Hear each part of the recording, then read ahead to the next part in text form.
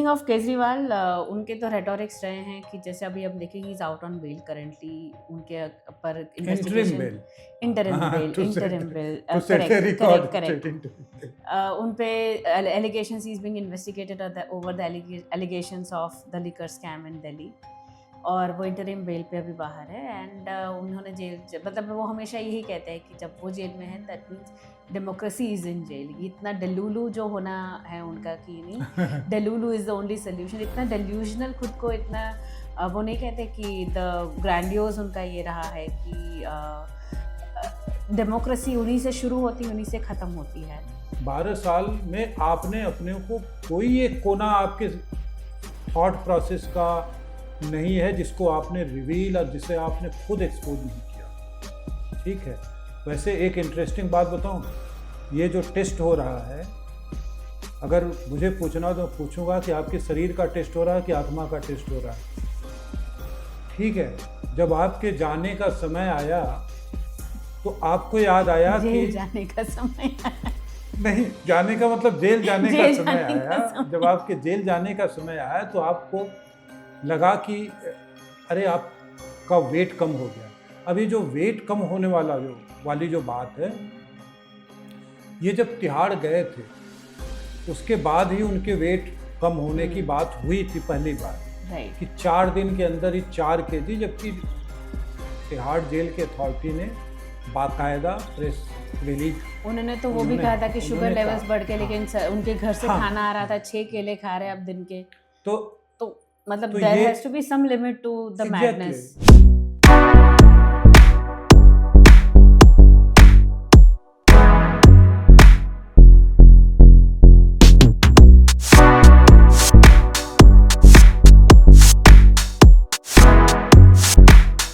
Hello and welcome to coffee chronicles from the pamphlet. मैं हूं निर्वा मेहता। मैं Shiv. Last phase of elections बाकी है, अब सिर्फ last seventh phase of polling है, और one of the few states जहाँ पे पूरे के पूरे स्टेट में पोलिंग बाकी है वो पंजाब है। 13 seats are up for grabs there. And कुछ दिन पहले वहाँ पीएम मोदी ने एक रैली की थी, obviously as usual like most of his rallies and road shows, crazy amount of public had turned up at his rally.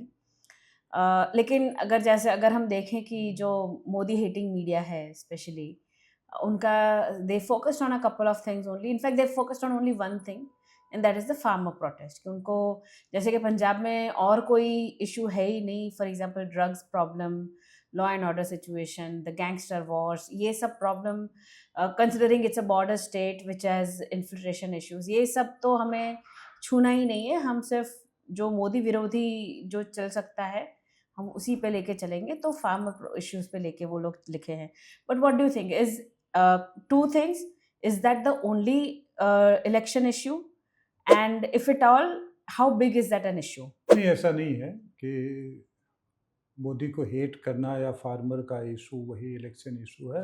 In fact ये issue election issue बनते नहीं हैं। ठीक है।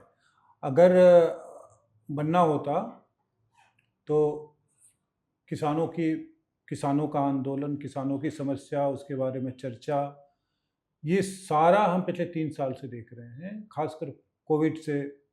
उसके पहले दिल्ली में किसानों लगभग हर 2016 से अगर देखोगे तो हर साल नवंबर दिसंबर में किसानों का आंदोलन शुरू हो जाता था।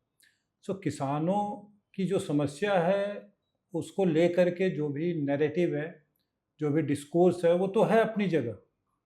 लेकिन ये कहना कि पंजाब में केवल यही एक समस्या है, ये तो मतलब जिसे कहते हैं ना कि डिसऑनेस्टी है। बिल्कुल बिल्कुल। ये करेक्ट। पॉलिटिकली भी मतलब समस्या ये नहीं कि केवल पॉलिटिकल पार्टी अगर कहें, समस्या ये है कि एक पूरा इकोसिस्टम उनके चारों तरफ का ये कहता है।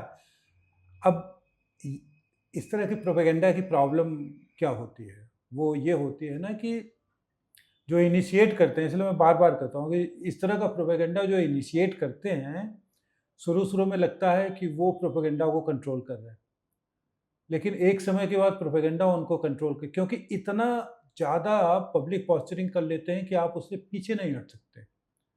आपने अगर बना दिया कि किसानों की समस्या ही सबसे बड़ी समस्या है और किसानों की हालत जो खराब हुई है वो 2014 के बाद ही हुई है, तो आप उससे पीछे नहीं जा सकते। और यही कारण है कि पंजाब में तमाम और समस्याएं हैं। अगर तुम देखो तो खासकर आम आदमी पार्टी जब से आई है शासन में, उसके बाद से देखो तो लॉ एंड ऑर्डर की प्रॉब्लम देखो, ड्रग्स की प्रॉब्लम देखो, तमाम तरह के करप्शन के आरोप हैं। इनफैक्ट ये सरकार जब आई थी तो करप्शन, मेरे ख्याल से 1-1.5 महीने के अंदर ही इनको अपना पहला मिनिस्टर सैक करना पड़ा था करप्शन के इशू पे। तो अच्छा, उसके अलावा जो प्रॉब्लम्स है, जो पहले की इस्टेब्लिश इंडस्ट्री हैं वो निकल करके बाहर जा रही हैं, नए इन्वेस्टमेंट नहीं आ रहे हैं, तो ये सारी प्रॉब्लम है। बाकी 99 प्रॉब्लम को एक प्रॉब्लम से कैसे ढाका जाए, ये सारी कवायद जो है किसानों की समस्या को एकमात्र समस्या बताने का, ये वही है। ठीक है, रही बात प्रधानमंत्री के रैलियों में भीड़ की, तो प्रधानमंत्री देखो देश के, उनकी जो पॉपुलैरिटी है देश के कोने किसी कोने में रैली करेंगे तो पॉपुलैरिटी उसी तरह की रहेगी, क्योंकि हर कोई उस मोमेंट का पार्ट बनना चाहता है ना। तो ये पंजाब हो या तमिलनाडु हो या उत्तर प्रदेश हो या इवन बंगाल हो, सब जगह वो जहाँ भी जाएंगे इसी तरह के सीन दिखाई देते हैं। हाँ, एक बात जरूर है कि पिछली बार मतलब इस तरह से सार्वजनिक तौर पे प्रधानमंत्री के पंजाब जाने की जो चर्चा हुई थी वो याद है, वो जो ब्रिज पे उनका कॉन्वॉय रुक गया था और कुछ लोगों ने अटैक करने के उनको, तो वो वहाँ से आज जो हालत है वो देखा जाए तो एक्सेप्टेंस जो है, जिसको कहते हैं कि भाई आपने कुछ देखा, स्वीकार्यता बढ़ गई, वो है। उसको लेकर के मुझे लगता है कि जो भीड़ हो रही है, या खासकर सिख समुदाय से प्रधानमंत्री के तमाम स्टेप्स को लेकर के जो स्टेटमेंट आए हैं, उसको लेकर के मीडिया या पूरा इकोसिस्टम जो थोड़ा सा ज़्यादा सतर्क नज़र आ रहा है। तो ये जो पहले बनाया जाता था कि सारे सिख प्रधानमंत्री से गुस्सा हैं, कम से कम उससे अब बैक ट्रैक धीरे धीरे कर रहे हैं लोग। Right but one interesting thing this in ये अगर ऑपोजिशन का हम देखें तो ये है कि इंडिया अलायंस फॉर एग्जांपल, ये जो यूनाइटेड इंडिया अलायंस, इतना जो एम्बिशियस यूनाइटेड ऑपोजिशन शुरू हुआ था लास्ट ईयर, लेकिन वो ऑब्वियसली अब by the fag end of elections वो काफ़ी हद तक वो टुकड़े तो हो चुके हैं उनके। लेकिन इंटरेस्टिंगली ये जो पंजाब में है, जैसे कि आम आदमी पार्टी, वो हरियाणा और दिल्ली में they have contested the elections with in alliance with Congress, लेकिन पंजाब में जहाँ पे आम आदमी पार्टी की सरकार है वहाँ पे they have not gone alliance, they have both silently gone solo. फिर शायद आगे देखेंगे कि क्या करना है, but otherwise they have gone solo in Punjab. 13 seats दोनों अपने अपने वो करेंगे, and obviously against the BJP and Akalis and all. But what do you think ये जो पंजाब का है कि बिकॉज इन अ वे देखे तो आम आदमी पार्टी का यही एक फुल स्टेट है, बिकॉज दिल्ली वैसे देखे तो नेशनल कैपिटल है तो उसकी केजरीवाल के थोड़े रिस्ट्रिक्शंस हो जाते हैं as a chief minister, but Punjab being a full state तो उनको थोड़े एडवांटेजेस रहते हैं। कई बार हम देखें कि वो भगवंत मान जी के साथ सब जगह जाते हैं, because as chief minister of a state he is entitled to certain protocol, security protocol. तो ये आपको लगता है कि how do you see the India alliance evolving in Punjab? नहीं, उसमें क्या है ना कि देखो दिल्ली और पंजाब में अंतर क्या है।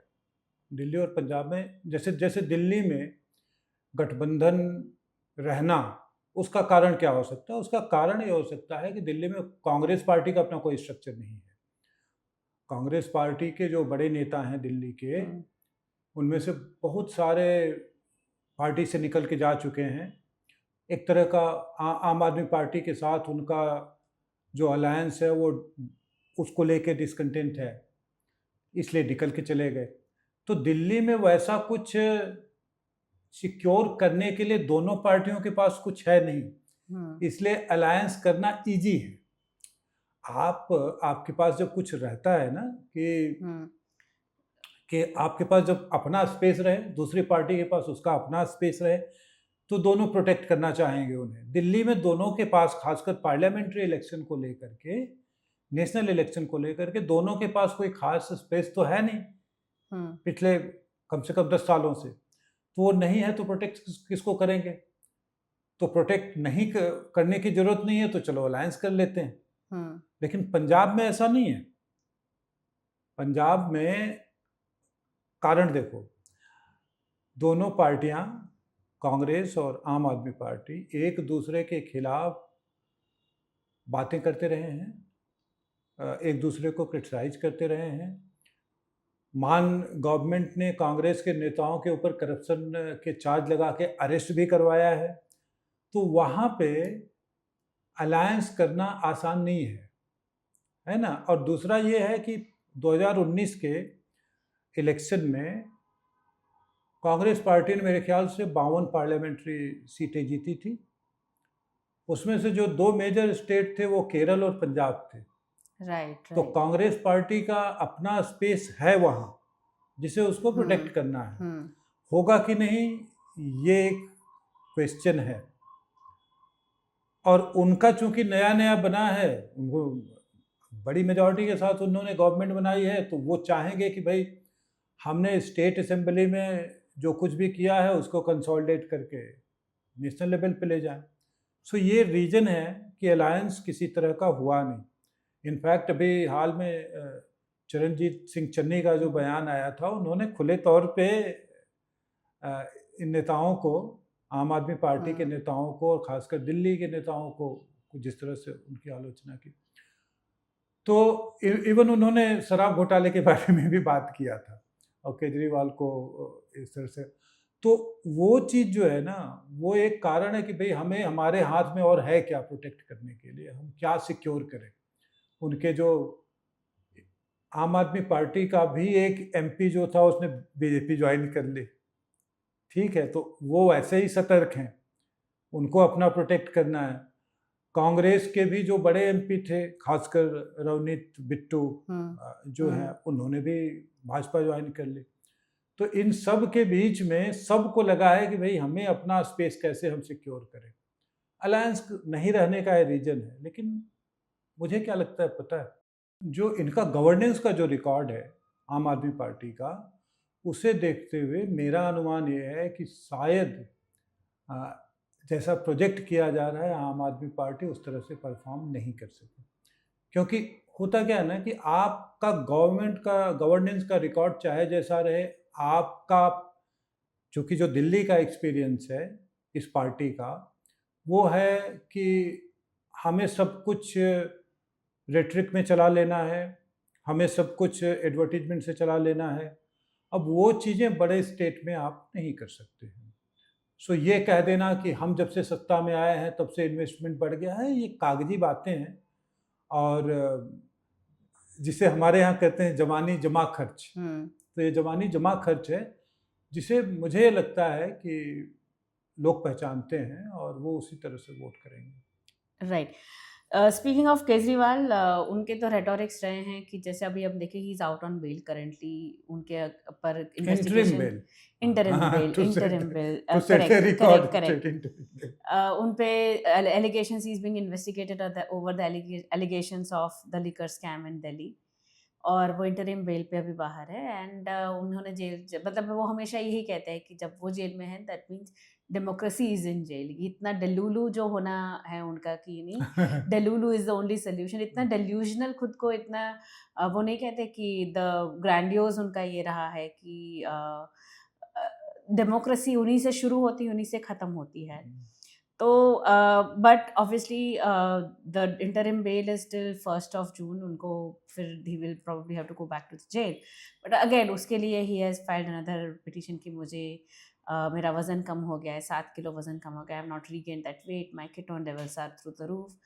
केटोन लेवल्स ठीक है, दैट्स शुगर रेजिस्टेंस है, इंसुलिन है, आप इंसुलिन रेजिस्टेंस है, तो दीज थिंग्स हैपन। आपका these are all health issues, but I'm pretty sure they are वो हो सकता है। लेकिन वो नहीं होता कि दे अतिशी जो है उनकी आम आदमी पार्टी की लीडर, वो तो बोल रही है कि उनको फिर वो कैंसर रिलेटेड स्कैन भी करवा रहे हैं, ये करवा रहे हैं। तो बट अगेन सो वही होता है कि ये खुद पे इतना ज़्यादा वो हो जाता है, it feels like well, one hopes that he is all right and he is healthy, and जब वो इन्वेस्टिगेशन खत्म हो and law takes its course, judiciary is, we full faith in the judiciary. हाँ बिल्कुल. But having said that, ये हमेशा उनका ऐसा क्यों रहता है कि मैं सबसे बीमार मैं हूँ, मेरे पर specifically I am being targeted, ये विक्टिम मेंटालिटी जो वो एग्जूड भी करना चाहते हैं, उनके सपोर्टर्स भी जो कहते रहते हैं कि इनसे ज़्यादा तो मतलब मोदी डर गया है केजरीवाल से, इसीलिए उनको जेल भेजा है. सो ये इतना delusion, and how does it work? मतलब अगर रिकॉर्ड देखें तो डिल्यूजन प्रधान राजनीति कह सकते हैं, लेकिन इसी उनका रिकॉर्ड ही यही रहा है. उनका रिकॉर्ड ही यही रहा है. जैसे ये देखो कि कितने प्रेडिक्टेबल हो गए. बहुत सारे यूट्यूबर्स, बहुत सारे लोगों ने, इवन सोशल मीडिया पे अगर जाओ तो मुझसे मेरे एक फ्रेंड ने कहा कि तुम देखना ये जब जाने का टाइम होगा तो बीमार हो जाएंगे. अब ये चीज़ कहाँ से आती है? ये चीज़ इससे आती है कि आप प्रेडिक्टेबल हैं. ठीक है, आपकी राजनीति में या आपके बिहेवियर में कुछ भी अनप्रेडिक्टेबल नहीं है. 10 साल बड़ा समय होता है. 12 साल से आप पब्लिक लाइफ में हैं. 12 साल में आपने अपने को कोई एक कोना आपके थॉट प्रोसेस का नहीं है जिसको आपने रिवील और जिसे आपने खुद एक्सपोज नहीं किया. ठीक है. वैसे एक इंटरेस्टिंग बात बताऊं, ये जो टेस्ट हो रहा है, अगर मुझे पूछना तो पूछूंगा कि आपके शरीर का टेस्ट हो रहा है कि आत्मा का टेस्ट हो रहा है. ठीक है. जब आपके जाने का समय आया तो आपको याद आया कि जाने का समय नहीं, जाने का मतलब जेल जाने का समय आया. जब आपके जेल जाने का समय आया तो आपको लगा कि अरे आपका वेट कम हो गया. अभी जो वेट कम होने वाली जो बात है, ये जब तिहाड़ गए थे उसके बाद ही उनके वेट कम होने की बात हुई थी पहली बार. राइट. कि 4 दिन के अंदर ही 4 kg, जबकि तिहाड़ जेल के अथॉरिटी ने बाकायदा प्रेस रिलीज, उन्होंने तो वो भी कहा था कि शुगर लेवल्स बढ़ के, लेकिन उनके घर से खाना आ रहा था 6 केले खा रहे अब दिन के.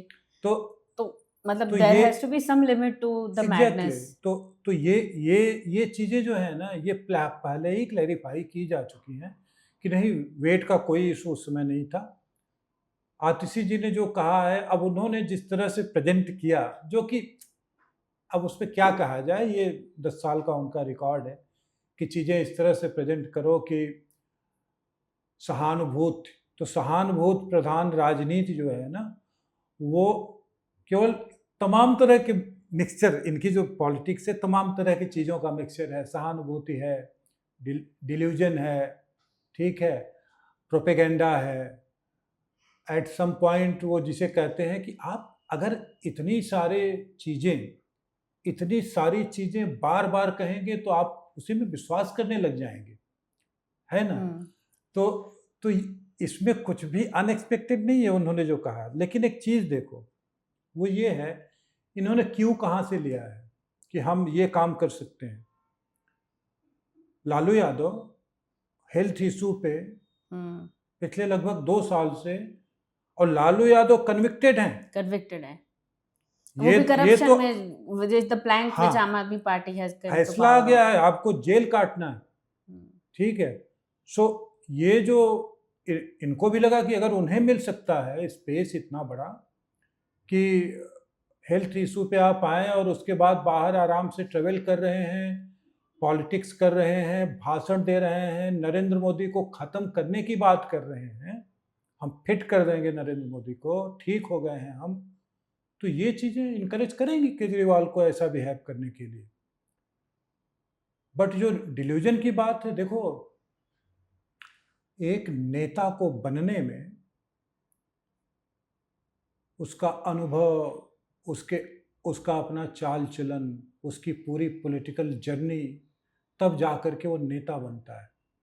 टूल किट से जो नेता पैदा होते हैं वो जनता के साथ इसी तरह से उनका आचरण रहेगा. जनता उसे पसंद करे ना पसंद करे, चाहे जो करे, लेकिन उनका आचरण इसी तरह का रहेगा कि तुम मुझे समझ नहीं पाए अभी. और पॉलिटिकल कमेंटेटर से लेकर के बहुत सारे लोग जस्टिफाई करेंगे उनके एक्शन को। उन्होंने जो कहा है, जैसे जैसे चूंकि हेल्थ की बात है ना, हमारे यहाँ ये जानते हुए कि जब भी कोई अपराधी अरेस्ट होता है उसका हेल्थ खराब हो जाता है, हमारे यहाँ आज भी, जैसे अभी अभी खुद तुमने कहा ना कि भगवान करे सब ठीक हो, हेल्थ खराब हो ही सकता है, लेकिन तुम देखो कि इस पर्टिकुलर इशू को अंडर ट्रायल या अपराधी किस तरह से इस्तेमाल करते हैं, जो केजरीवाल कर रहे हैं कि आप आराम से घूमें 20 दिन, भाषण दिया, प्रेस कॉन्फ्रेंस किया, भले ना बोलें लेकिन प्रेस कॉन्फ्रेंस किया, दुनिया को बताया, सब कुछ किया, इवन जो आपके इंटरिम बेल के जो क्लॉजेज हैं उनका भी वायलेशन किया। अंत में आके कह रहे हैं कि हमारी तो तबीयत खराब है और हमको सप्ताह भर का समय चाहिए। तुम सोचो कि इस तरह की राजनीति दिल्ली को कहाँ पहुंचा दिया है। ये सबके सोचने की जरूरत है, बट पता नहीं, मुझे ये लगता है कि केजरीवाल एक ऐसा इशू है जिसपे बोलने के लिए कुछ बचा नहीं है। Correct correct correct. ठीक है, कोई बात नहीं, हम फर्स्ट को फाइनल फेज ऑफ इलेक्शन खत्म होगा और 4 जून अगले Tuesday it will be the results and let's see how things go. And on that note हम फिर से मिलेंगे एंड देखेंगे कि कहाँ क्या कौन कितने पानी में रहा इन ऑन दिस टर्म्स। अभी तो रिजल्ट सब होगा, but anyway on that note thank you so much for joining us. जुड़े रहिए द पैम्फलेट के साथ। Thank you.